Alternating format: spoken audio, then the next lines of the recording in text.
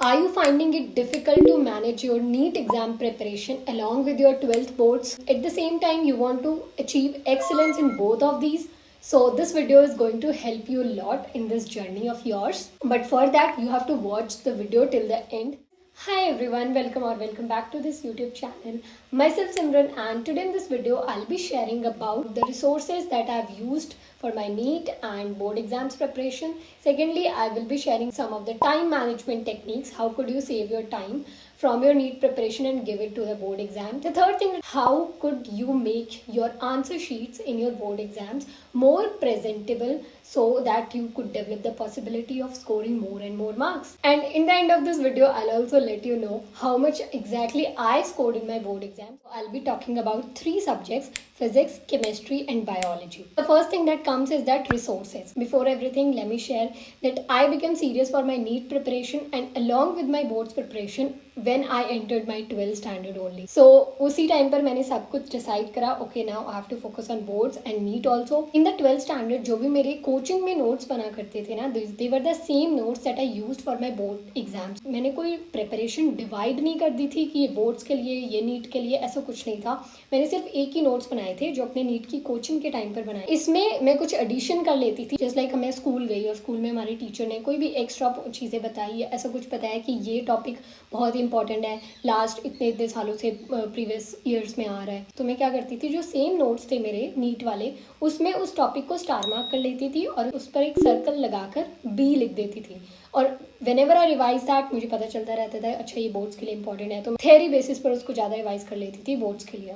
सो बस मैंने इतना ही करा था, बाकी नोट्स सेम थे तो मुझे अलग अलग कहीं नहीं पढ़ना पड़ रहा था. इसका ये एडवांटेज एक जो लास्ट में दिखता है, दैट इज इवन जब लास्ट के 2 month when I was studying for boards also, notes तो मैं सेम ही पढ़ रही थी ना, तो मेरी कोई नीट की प्रिपरेशन भी हैम्पर नहीं हो रही थी. सुपरफिशियली ये तो ज़रूर दिख रहा था कि ओके अभी बोर्ड्स की तैयारी कर रहे हैं, but internally I was also preparing for my NEET along with that. Second thing comes is that practice. अब प्रैक्टिस में क्या था, I was already preparing for NEET and had a coaching, तो उसमें ऑलरेडी टेस्ट होते रहते थे. उसके अलावा आपको मटेरियल भी प्रोवाइड होता है कोचिंग के थ्रू, तो उनको भी प्रैक्टिस करते रहते थे. तो बेसिक MCQ बेस्ड प्रैक्टिस तो मेरी ऑलरेडी होती ही रहती थी. But for the board specifically मैंने लास्ट 7 to 8 ईयर्स के PYQ सॉल्व करे थे, dedicated to the boards preparation only. And now let's go to the second point, time management. सबसे पहले क्या होता है कि पहले पढ़ना होता है, you have to study, at the same time you have to make the notes, and उसके बाद उसका रिविजन आता है. अब यहाँ पर चीज़ें हुई क्या, when I was preparing for NEET, तो उसमें ऑलरेडी काफ़ी डेप्थ से चीज़ें पढ़ाई जाती हैं. फर्स्ट पार्ट जो था स्टडी करना, उसमें बेसिक्स बिल्ड करते हैं. हमारी फिजिक्स के टीचर तो वैसे बताते रहते थे कि अगर तुम्हारे इतने नंबर आ रहे हैं, तुम्हारी इतनी प्रिपरेशन हो चुकी है, इतने नंबर आ रहे हैं तो वो इतनी प्रिपरेशन हो चुकी है. So I was continuously scoring 540 plus in my mock test. उनके अनुमान से ये होता था 540 प्लस स्कोर करने का मतलब कि तुम्हारे बेसिक्स बिल्ड हो चुके हैं. अब तुम्हें और क्या करना चाहिए, तुम्हें रिविजन करना चाहिए चीज़ों का और प्रैक्टिस करनी चाहिए. उससे तुम 600-650 तक पहुँच सकते हो. तो मैंने अपने बेसिक्स ऑलरेडी नीट की प्रिपरेशन से बिल्ड कर लिए थे. For the board exams I just have to know about the exactly paper pattern की कैसे सेट होता है और मुझे कैसे इसका आंसर करना है. तो इसमें सबसे इंपॉर्टेंट चीज़ आ जाती है आंसर राइटिंग स्किल्स. नीट में तुम्हें सिर्फ MCQ सॉल्व करने होते हैं, but for the boards here comes the difference कि इसमें तुम्हें लिखना पड़ता है, आंसर राइट करने पड़ते हैं, सेंटेंसेस बनाकर चीज़ें लिखनी पड़ती हैं. किसी चैप्टर का बेसिक बिल्ड हो चुका है, क्वेश्चन प्रैक्टिस कर लिए उसके नीट के रिलेटेड. अब what I used to do, उसको रिवाइज कर रही होती थी ना उस चैप्टर को फॉर माय नीट टेस्ट या स्कूल के टेस्ट के लिए. उसमें मैं क्या करती थी, I used to revise that by writing. लिख लिख के मैं प्रैक्टिस करा करती थी. नॉट एवरीथिंग, जैसे इज, एम, आर, द, ये सारी चीज़ें नहीं, बट इंपॉर्टेंट पॉइंट्स. अगर बायो का एग्जाम्पल दूँ, जैसे कि एट्रियोवेंट्रिकुलर वाल्व्स होती हैं, तो when they are going to open and when they are going to close, तो फिर एट्रियोवेंट्रिकुलर वाल्व को लिखना पूरा सो दैट कि मुझे उसकी स्पेलिंग याद रहे, ताकि जब मैं बोर्ड एग्जाम्स में आंसर लिखने जाऊँ तो मुझे एट्रियोवेंट्रिकुलर वाल्व्स की स्पेलिंग आती हो अच्छे से, उसमें कोई गड़बड़ ना कर दूँ. इसके 2 फायदे होते हैं. एक चीज़ कि नीट में तो फ़ायदा है क्योंकि जो चीज़ें लिख लिख कर तुम प्रैक्टिस करते हो वो चीज़ें काफ़ी लंबे टाइम तक याद रहती हैं. On the other hand boards के लिए इसका फ़ायदा इसलिए है क्योंकि यू आर राइटिंग, तो तुम्हें स्पेलिंग्स अच्छे से याद हो जाएंगे, सेंटेंसेस ईजिली फ्रेम कर पाओगे. So this is what it helps. अब देखो स्पेलिंग्स में बोर्ड्स में क्या होता है, डायरेक्टली कोई मार्क्स नहीं काटता अनटिल अनलेस कोई बहुत ही प्रोफेशनल टर्म है उसको छोड़कर. अब क्या होता है ना कि फॉर एग्जाम्पल फोर्स की स्पेलिंग है, किसी बच्चे ने एक जगह गलत कर दी, चलो बंदा इग्नोर कर देता है, कहीं गलती से लिख गया होगा. बट तुम हर जगह पर पूरे पेपर में फोर्स की स्पेलिंग गलत लिख रहे हो। अब यहाँ पर वो नीट की तरह चेकिंग नहीं होगी इसकी कि ओके ये बबल फिल करा है, ये राइट है, ये रॉन्ग है। नहीं, यहाँ पर एग्जामिनर एक ह्यूमन है, उसके दिमाग में जब दोबारा दोबारा ये चीज़ें उसे दिख रही हैं पेपर में कि फोर्स की स्पेलिंग रॉन्ग है, फोर्स की स्पेलिंग रॉन्ग है, बेसिक सा टर्म है फोर्स, इसकी स्पेलिंग रॉन्ग है, तो फिर और क्या ही मैं एक्सपेक्ट करूँ इस बच्चे से। तो वो ना एग्जामिनर के मेंटल बेसिस पर एक ना उसे ऐसा लगने लग जाता है शायद ये बच्चा बहुत अच्छा नहीं होगा पढ़ाई में। वो एग्जैक्ट डायरेक्टली कोई नंबर नहीं काट रहा, बट वो इनडायरेक्टली कहीं ना कहीं एडजस्ट करके वो नंबर तुम्हारे माइनस हो ही जाएंगे।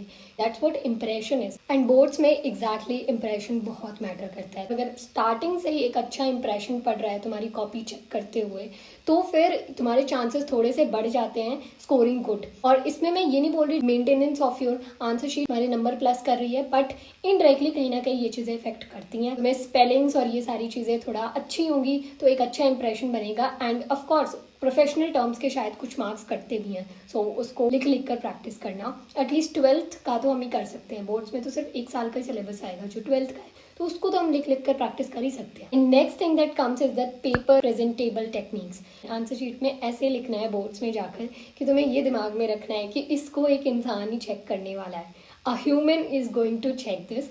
तो आंसर शीट तुम्हारी ऐसी होनी चाहिए जो सच में प्रेजेंटेबल लगे। सबसे पहली चीज़ होती है जो हमको हमें सब जाने कहते हैं कि कटिंग्स मिनिमम से मिनिमम करो, कि कोशिश करो कटिंग्स ना हो।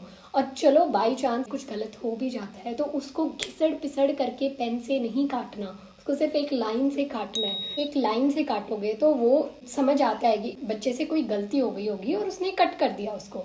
बट अगर उसी सेम चीज़ को हम ऐसे पेन से घिसड़ घिसड़ कर उसको रगड़ रगड़ कर एकदम छुपा दे रहे हैं घिच पिच करके, तो एग्जामिनर को पेन के लिए ये उसको ऐसे सोचने में लगेगा कि गलती हो गई थी या गुनाह हो गया था जिसको इतनी बुरी तरीके से छुपाया जा रहा है। Next thing is that after every answer, जो मैंने भी कहा था, एक लाइन लीव कर देना, जिससे कि क्या होगा कि फर्स्ट और सेकेंड आंसर में डिफ्रेंशिएट हो पाएगा एग्जैक्टली एग्जामिनर को, और उसका बहुत ज़्यादा मत्था नहीं खपेगा, वो परेशान नहीं होगा तुम्हारी आंसर शीट देखकर।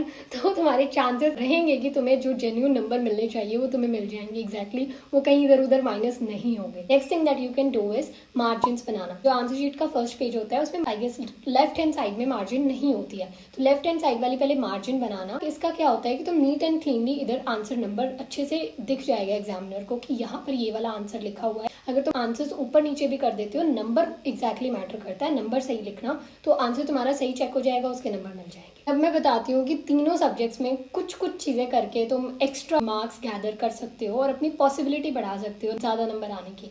बायोलॉजी में देखो, पहले जो क्वेश्चन पूछा गया है उसका मेन आंसर लिख देना। अब उसके बाद अगर तुम्हें लग रहा है कि उस आंसर से रिलेटेड तुम उसे और ज़्यादा इंप्रेसिव बनाना चाहते हो, you can draw the diagrams. कोई डायग्राम्स बना दो, उसकी लेबलिंग्स कर दो। ऑलवेज रिमेंबर, करेक्ट लेबलिंग्स आती हैं तभी उसमें करना, अगर 100% श्योर हो गलत लेबलिंग्स मत करना। इंप्रेशन बढ़ाने के चक्कर में इंप्रेशन घटा मत देना। तो लेबलिंग्स हमेशा करेक्ट करना और ऑलवेज रेलिवेंट डायग्राम बनाना। ऐसा नहीं कोई भी डायग्राम उठाकर किसी का भी बना दिया, नहीं।